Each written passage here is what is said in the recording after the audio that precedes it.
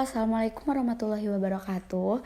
Di sini saya Nafiza Nara Pauziah dan saya mau menerangkan tentang apa itu uang. Uang adalah benda yang digunakan masyarakat sebagai alat tukar atau pembayaran barang dan jasa, juga kekayaan atau aset berharga lainnya. Adapun menurut para ahli, di sini saya akan menyebutkan satu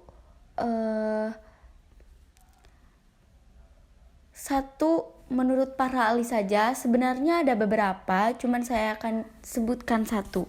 Menurut Mankiw, uang adalah persediaan aset yang bisa dengan segera digunakan untuk melakukan transaksi. Selain itu, uang merupakan segala sesuatu yang dapat dipakai atau diterima untuk melakukan pembayaran baik barang, jasa maupun hutang. Uang memiliki satu tujuan fundamental dalam sistem ekonomi, memudahkan pertukaran barang dan jasa, mempersingkat waktu dan usaha yang diperlukan untuk melakukan perdagangan. Adapun fungsi uang, yaitu di sini saya menyebutkan 3 fungsi uang yang terdiri dari yang ke-1 sebagai alat tukar atau medium of change yang dapat mempermudah pertukaran. Orang yang akan melakukan pertukaran tidak perlu menukarkan dengan barang, tetapi cukup menggunakan uang sebagai alat tukar. Kesulitan-kesulitan pertukaran dengan cara barter dapat diatasi dengan pertukaran uang. Yang kedua, sebagai satuan hitung, yaitu karena uang dapat digunakan untuk menunjukkan nilai berbagai macam barang atau jasa yang diperjualbelikan, menunjukkan besarnya kekayaan, dan menghitung besar kecilnya pinjaman. Uang juga dipakai untuk menentukan harga barang atau jasa, yaitu bisa disebut dengan alat penunjuk harga sebagai alat satuan hitung. Uang juga berperan untuk memperlancar pertukaran. Dan yang ketiga, sebagai alat penyimpanan, karena dapat digunakan untuk mengalihkan daya beli dari masa sekarang ke masa mendatang. Ketika seorang penjual saat ini menerima sejumlah uang sebagai pembayaran atas barang dan jasa yang dijualnya, maka ia dapat menyimpan uang tersebut untuk digunakan membeli barang dan jasa pada masa mendatang. Baik, yang selanjutnya saya akan serahkan kepada teman saya. Terima kasih. Baik, terima kasih kepada Saudari Nafiza yang telah menjelaskan tentang definisi uang. Selanjutnya saya Muhammad Imam Nawawi akan menjelaskan tentang fungsi turunan uang. Fungsi turunan uang ini memiliki fungsi lain yang disebut sebagai fungsi turunan. Fungsi turunan tersebut diantaranya, yang pertama sebagai alat pemindah kekayaan. Seseorang yang hendak pindah dari suatu tempat ke tempat lain dapat memindahkan kekayaannya yang berupa tanah dan bangunan rumah ke dalam bentuk uang dengan cara menjualnya di tempat yang baru. Dia dapat membeli rumah yang baru dengan menggunakan uang hasil penjualan rumah yang lama. Selanjutnya ada sebagai pendorong kegiatan ekonomi. Apabila nilai uang stabil, orang lebih bergairah dalam melakukan investasi. Dengan adanya kegiatan investasi, kegiatan ekonomi akan semakin meningkat. Lalu ada sebagai alat pembayaran yang sah. Kebutuhan manusia akan barang dan jasa yang semakin bertambah dan beragam tidak dapat dipenuhi melalui cara tukar-menukar atau barter.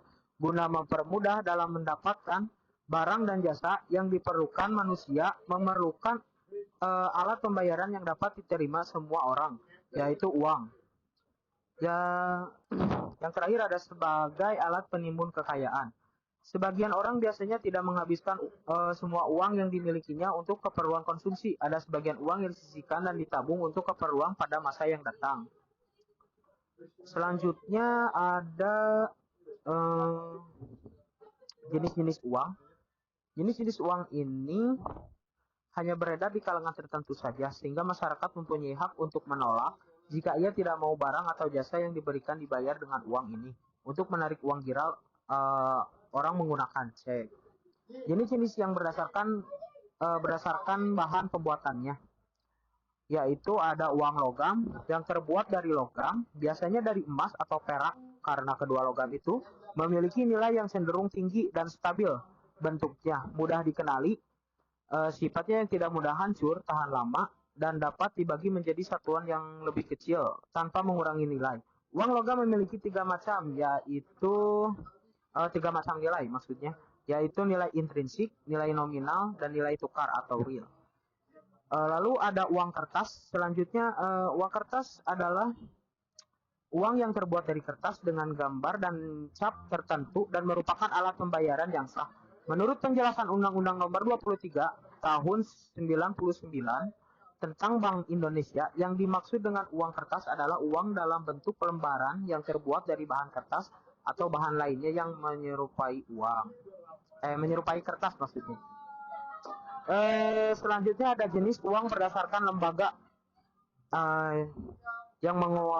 lembaga yang mengeluarkan.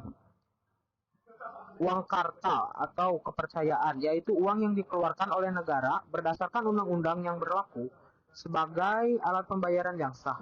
Uang kartal di Indonesia terdiri atas uang logam dan uang kertas.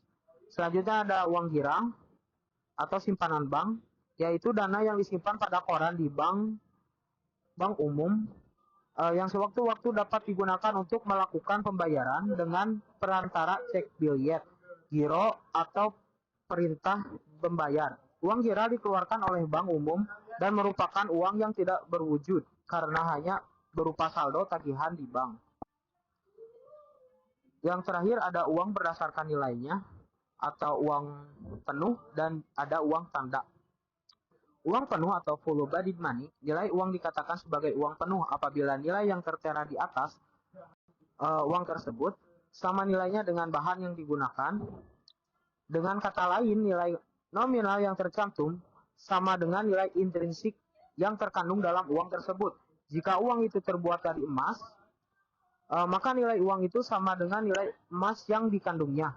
Yang terakhir ada uang tanda atau token money. Sedangkan yang dimaksud dengan uang tanda adalah apabila nilai yang tertera di atas uang lebih tinggi dari nilai bahan yang digunakan untuk membuat uang, atau dengan kata lain, nilai nominal lebih besar dari nilai intrinsik uang tersebut. Misalnya untuk membuat uang 1.000, pemerintah mengeluarkan biaya 750 perak. Lalu selanjutnya ada teori nilai uang. Teori nilai uang ini membahas masalah-masalah keuangan yang berkaitan dengan nilai uang. Nilai uang menjadi perhatian para ekonom karena tinggi atau rendahnya nilai uang sangat berpengaruh terhadap kegiatan ekonomi. Hal ini terbukti dengan banyaknya teori uang yang disampaikan oleh beberapa ahli. Teori uang terdiri atas dua teori, yaitu teori statis dan juga teori dinamis. Yang pertama ada teori uang statis. Teori uang statis disebut statis karena tidak mempersoalkan perubahan nilai yang diakibatkan oleh perkembangan ekonomi. Yang termasuk teori uang statis adalah, yang pertama ada teori nominalisme, uang diterima berdasarkan nilai daya belinya. Yang kedua ada teori negara, asal mula uang karena negara. Apabila negara menetapkan apa yang menjadi alat tukar dan alat bayar, maka timbullah uang. Jadi uang bernilai karena adanya kepastian dari negara berupa undang-undang pembayaran yang disahkan. Yang ketiga ada teori metalisme atau intrinsik. Uang bersifat seperti barang, nilainya tidak dibuat-buat, melainkan sama dengan nilai logam yang dijadikan uang itu. Contohnya uang emas dan uang perak. Yang terakhir ada teori konvensi atau perjanjian. Teori ini menyatakan bahwa uang dibentuk atas dasar pemufakatan masyarakat untuk mempermudah pertukaran.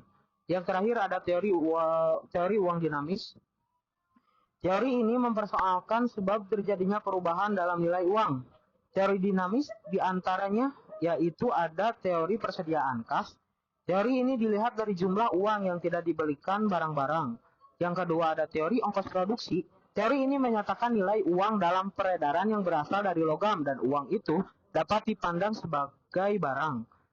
Yang ketiga ada teori kuantitas dari David Ricardo. Teori ini menyatakan bahwa kuat atau lemahnya nilai uang sangat tergantung pada jumlah uang yang beredar. Apabila jumlah uang berubah menjadi 2 kali lipat, maka nilai yang akan menurun menjadi setengah dari semula, dan juga sebaliknya. Teori kuantitas dan dari Irving Fisher.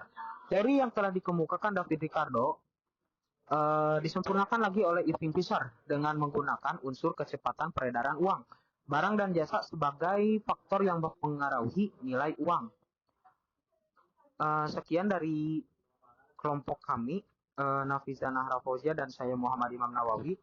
Wassalamualaikum warahmatullahi wabarakatuh.